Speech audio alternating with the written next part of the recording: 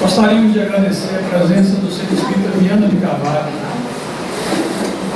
Bom, agora, amigos, convidamos o Dr. Heraldo Salustiano de Moura para a palestra Doação de órgãos na visão médica.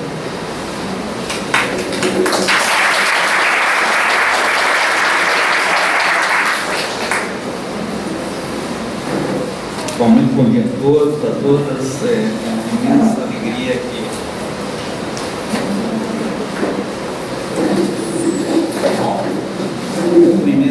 que eu estou aqui hoje. Eu frequento essa casa, não com tanta assiduidade, mas extremamente gratificante por dois motivos. Primeiro, porque Deus me deu a oportunidade de estar conversando com vocês. Segundo, porque estamos falando de um tema de extrema importância. Então, essa decisão de trazer esse seminário, falar sobre doação de órgãos, do ponto de vista dos aspectos jurídicos, do aspecto médico e da visão espírita da doação, nos faz extremamente realizado, levando informação para vocês, que é um dos motivos, como o juiz que nos falou agora, é pouco conhecido, que é pouco recente na nossa comunidade. E eu vou pedir para apresentar alguns diapositivos para vocês, com o objetivo de que vocês tenham uma noção de qual a nossa situação e qual a nossa realidade. E já lhes dizer, e reforçar o que foi dito anteriormente, que apesar de nós vivermos um país que ainda há muita desonestidade, muita injustiça, mas temos algumas coisas que são extremamente sérias, extremamente responsáveis, extremamente compromissadas por quem faz, e uma dessas ações é o programa de transplantes no Brasil, que é referência para o mundo. Você pode passar, por favor? Bom, primeiro, o que é transplante? Transplante é o momento em que se faz a retirada de um órgão de um doador, seja ele vivo ou falecido, e faz a implantação desse órgão ou tecido em um indivíduo que tem uma doença terminal daquele órgão ou daquele tecido. Então, o transplante se firmou nos últimos 40 anos como uma terapia segura para muitas doenças. Próximo, por favor. E o primeiro transplante, quando a gente vai avaliar na história bíblica, é bem interessante. Foi o momento em que Deus criou Eva, segundo a igreja, onde ele botou Adão para ter um sono profundo, ele tirou a costela de Eva e assim se fez Eva. Então, a primeira, se a gente pode falar dessa maneira, o primeiro transplante foi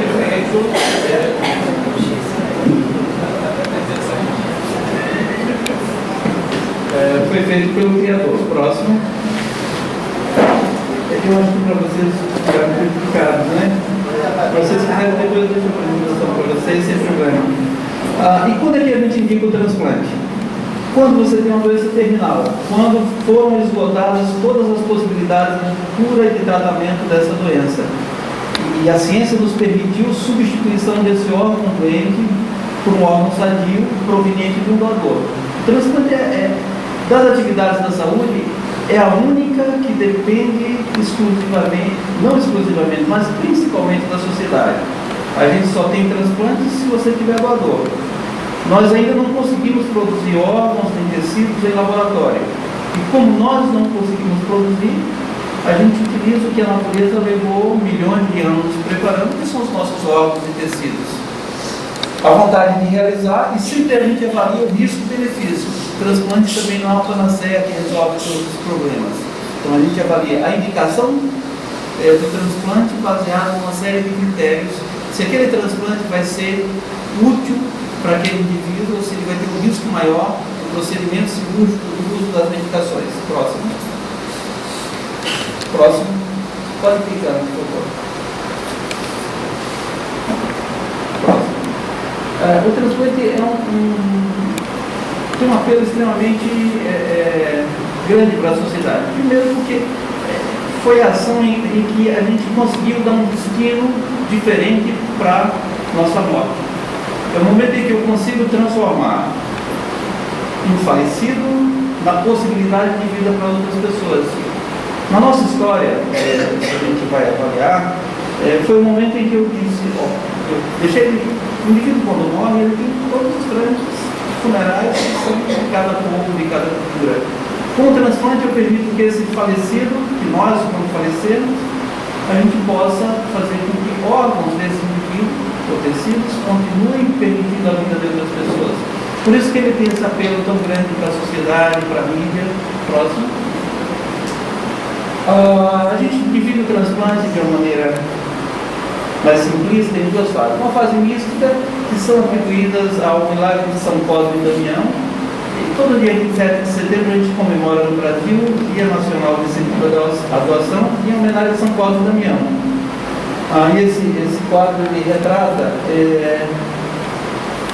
entre aspas, o primeiro transplante. São Cosme e São Damião viveram 300 anos depois de Cristo e esse quadro relata a retirada da perna de um indivíduo que havia falecido em combate, que esse que está deitado no solo, e implantação dessa perna em outro indivíduo, conhecido como milagre da perna negra, e por isso que São Cosme e Damião tem essa simbologia para o programa de transplante, não só do Brasil, mas do mundo. Numa fase de aplicação clínica, onde se fez o primeiro transplante de rim, bem sucedido, o primeiro transplante de órgão, em 24 de dezembro de 54. Se a gente for avaliar, a grande maioria do grupo que está nessa sala faz parte do século passado, né? Daqui a pouco ele vai estar falando do século. Então isso nos faz lembrar que o século passado foi extremamente importante, foi o século dos grandes avanços que a gente teve para a humanidade, e dentre essa evolução nós temos o transplante. No Brasil? Oi? No Brasil fora, não, esse foi nos Estados Unidos. Na década de 60 aqui começaram os outros transplantes.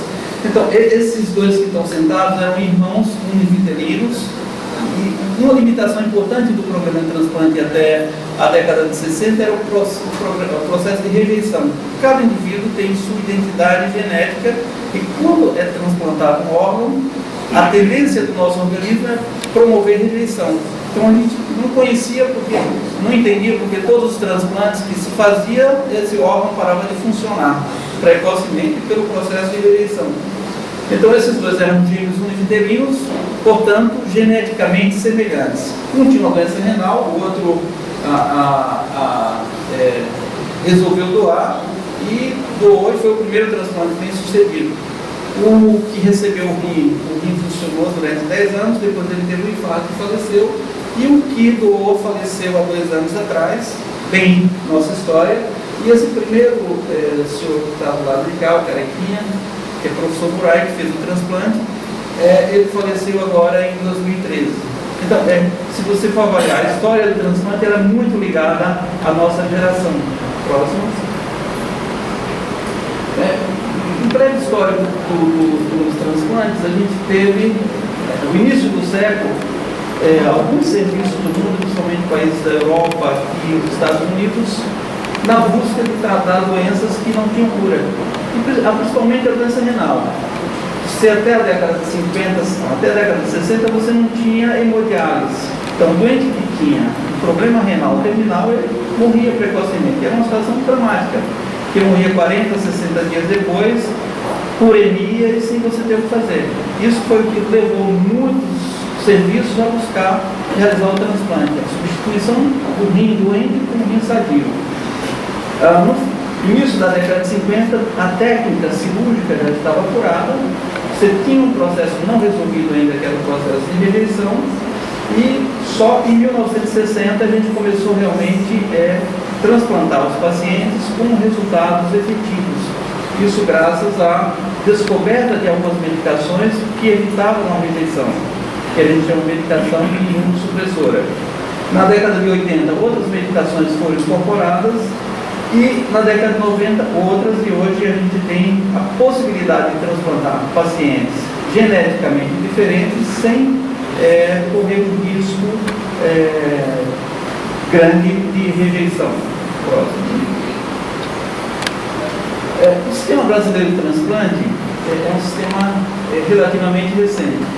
A Lei 9434, que foi bem explanada, nos mostra que o programa de transplante no Brasil começou a ter não só do ponto de vista legal, mas de regulamentação, com a criação do Sistema Nacional de Transplante, com as centrais de transplantes em cada estado, fez com que o programa de transplante hoje do Brasil seja uma referência para o programa de transplante do mundo.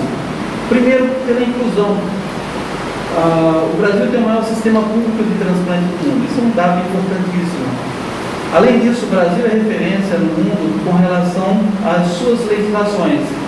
O Brasil hoje é o país que detém, sem dúvida, o maior número de leis, portarias, decretos que regulamentam toda a atividade de transplante.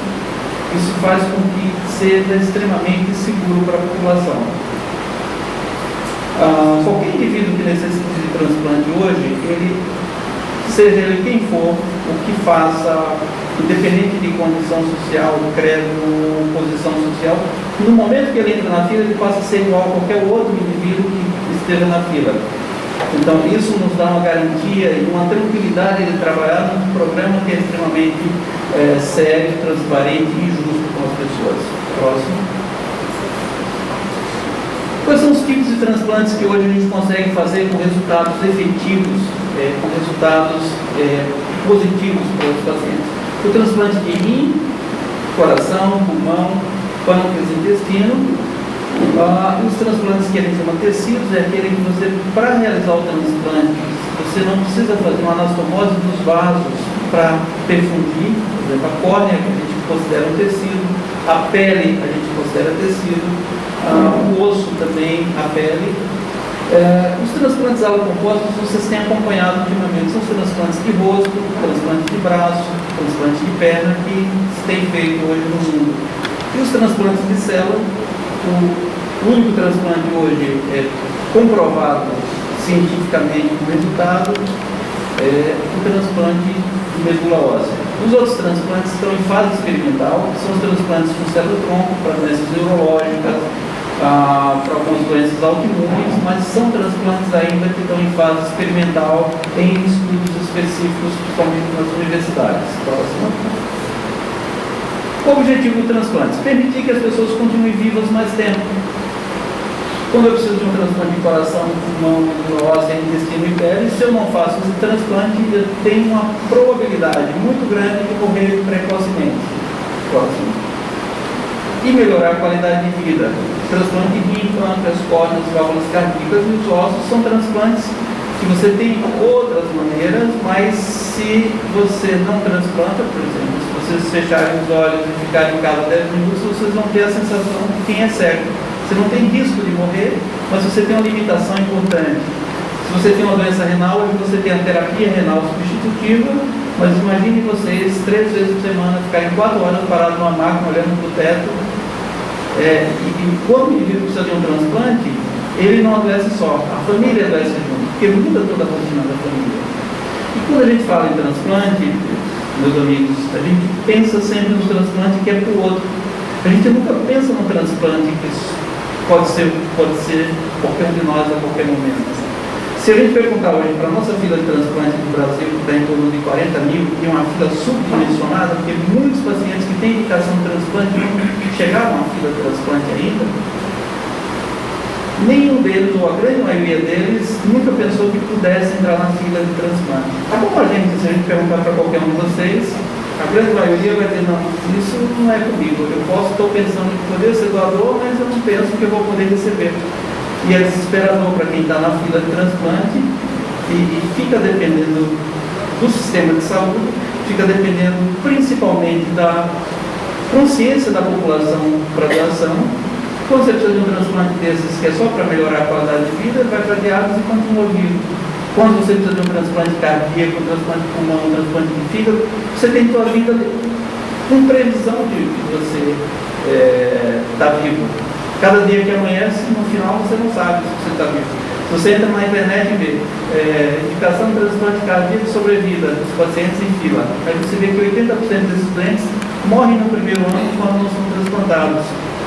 Então esse dilema que a gente não consegue, a sociedade não conseguiu perceber. O transplante é um processo que é da sociedade. Próximo. Quais são os resultados dos transplantes nos últimos anos? A gente tem cada vez mais melhorado o resultado. Rim 96, pâncreas 96, fígado 89, coração 89. Quando eu transplanto, 80% dos pacientes estão vivos no primeiro ano, 80, 90. Quando eu não transplanto, 80% deles têm falecido, como no pulmão também. Próximo.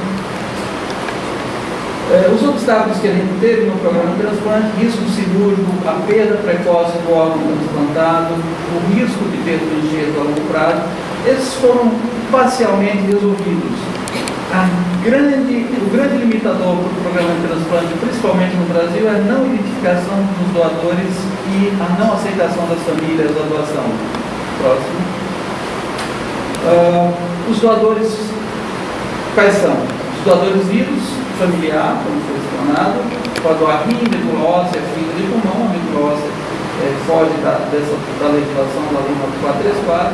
Os doadores falecidos, nós dividimos aqueles indivíduos que tiveram coração parado, teve uma parada cardíaca irreversível, ele pode doar tecidos.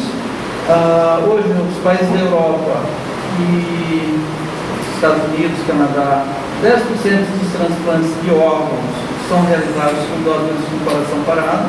O indivíduo que faz a parada cardíaca assistida na emergência não sai da parada, constatado o óbito, se coloca esse falecido em extracorpórea, espera a família chegar, se a família autorizar a doação, vai para o bloco cirúrgico, hoje que a gente faz as nossas paradas irreversíveis e caminha para o necrotério.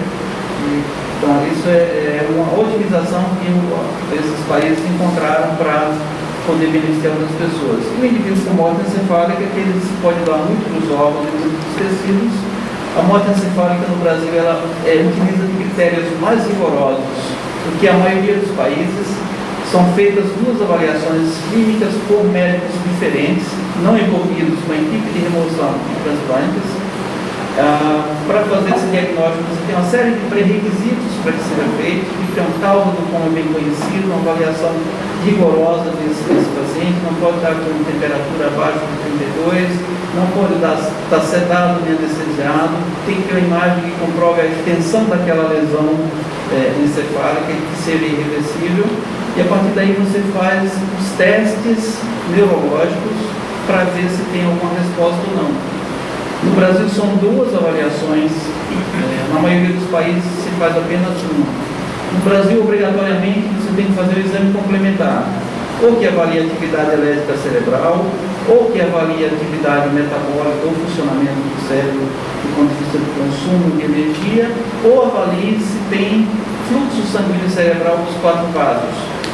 O nosso encéfalo é irrigado por 4 artérias, 2 carótidas e 2 vertebrais. Então, você tem que fazer um desses exames para comprovar que esse cérebro, que esse encéfalo está funcionando. Na maioria dos países, não é obrigatório fazer esse exame. Então, a legislação brasileira ela foi extremamente rigorosa exatamente para dar essa segurança para a população com relação a esse diagnóstico. Tudo tem muita lei, muito decreto, portaria, regulamentação, ele é um processo complexo, né? Ele começa com a identificação do doador, a manutenção no momento que o nosso encéfalo, o nosso cérebro morre, ele que comanda tudo. Antigamente o centro de todas as funções era o coração, a emoção e ao longo do tempo a gente viu que quem comanda todo o nosso organismo é o nosso cérebro. Com isso aí, no momento que o indivíduo tem uma morte encefálica, todo esse controle que tem deixa de existir e você precisa ter uns cuidados mais intensivos com esse doador, depois do diagnóstico, e uma situação que nos envolve exatamente o que a gente entende desse processo, do processo de doação-transplante. Hoje, o nosso estado ele tem uma das maiores negativas familiares do Brasil. De cada 100 famílias que a gente pergunta, 70 famílias negam a doação, não autorizam a doação. A gente utiliza sempre a entrevista familiar para parentes de primeiro e segundo grau e cônjuge, como foi explicado. Então, 70% hoje das famílias entrevistadas aqui no nosso estado, elas não autorizam a doação, o que reflete um grau de conhecimento do processo de doação-transplante ainda muito limitado. depois da remoção desses órgãos, o transplante e acompanhamento do transplante. Se vocês observarem, esse é o ciclo que a gente faz, que começa na sociedade, o indivíduo que faleceu, ele é da sociedade, e quem vai receber órgãos é da sociedade.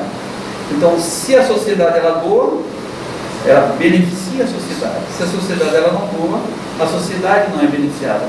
Não são poucos os pacientes que falecem hoje na fila de transplante que poderiam estar vivos. Então, a sociedade perde dos dois lados. Ela perde porque deixou de existir uma pessoa, e perde do outro lado porque essa pessoa não voltou para, não continuou ajudando a sociedade. Então, esse é um ciclo que nos envolve. Próximo. Aqui só alguns pontos, assim, o Papa João Paulo II, no discurso em Roma, no Congresso Internacional do Transplante, ele diz que os transplantes são uma grande conquista da ciência a serviço do homem. Não são poucos os que atualmente sobrevivem graças ao transplante de órgãos. As técnicas de transplante é um instrumento cada vez mais apto para alcançar a primeira finalidade da medicina, o serviço à vida humana.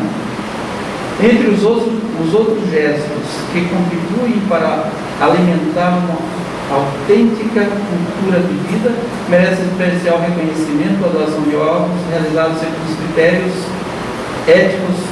eticamente aceitáveis, para oferecer uma possibilidade de cura, inclusive de vida, a enfermos, talvez sem esperança. Isso foi.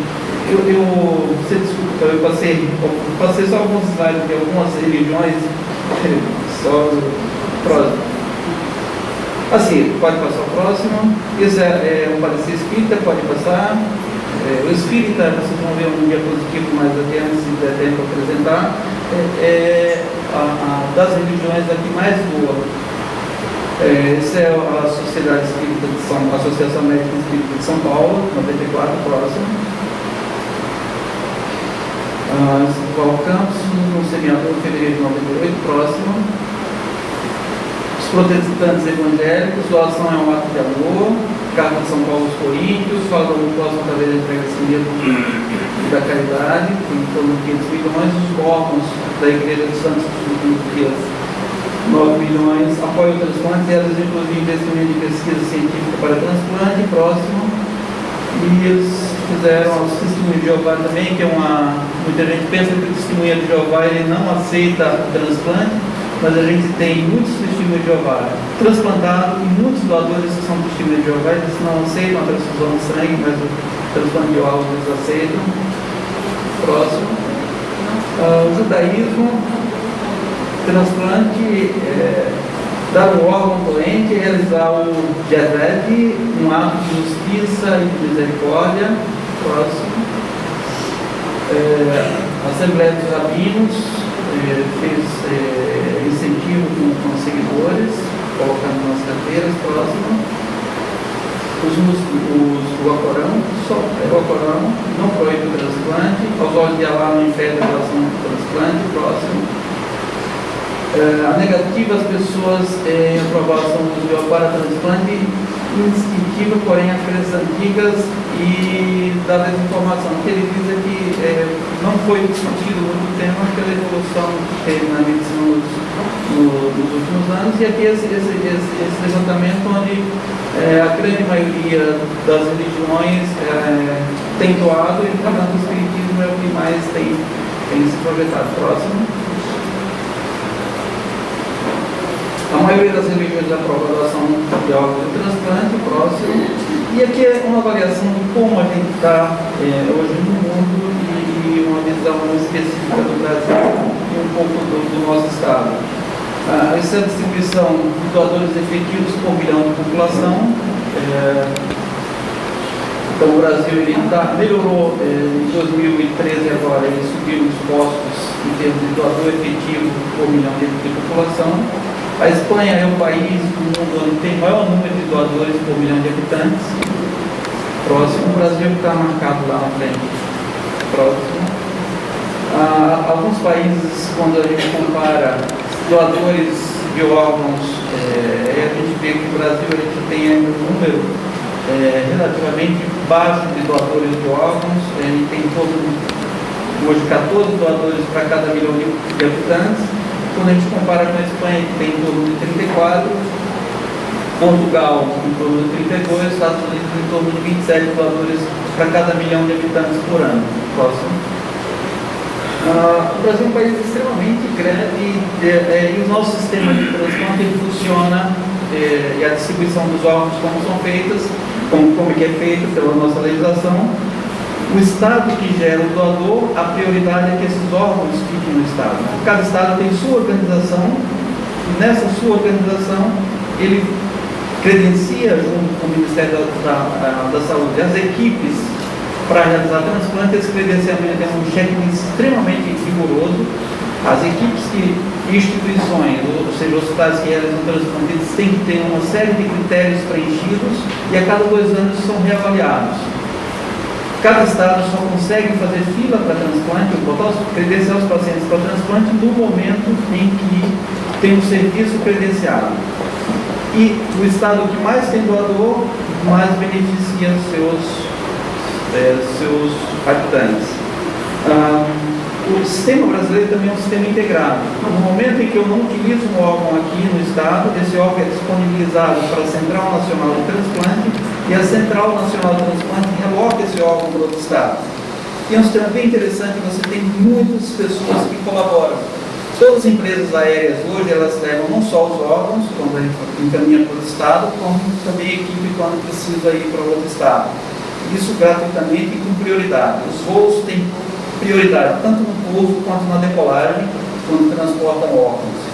Então, é um sistema muito interessante, muito integrado. Isso eles fazem de forma voluntária, mostrando que tem uma contribuição social importante. Próximo.